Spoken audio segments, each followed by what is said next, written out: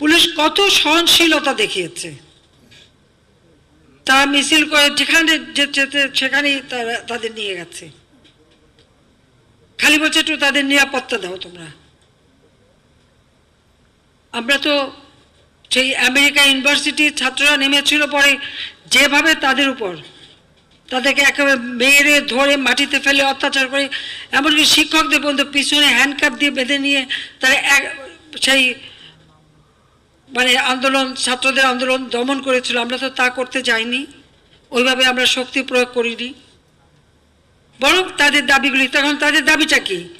কারণ এটা তো আমার করা, প্রজ্ঞাপন বাতিল হয়েছে, আমরা আপিল করেছি, সেটা আবার আমরা পেয়ে গেছি। সেটা আন্দোলনের ইস্যুটা আর কি থাকে?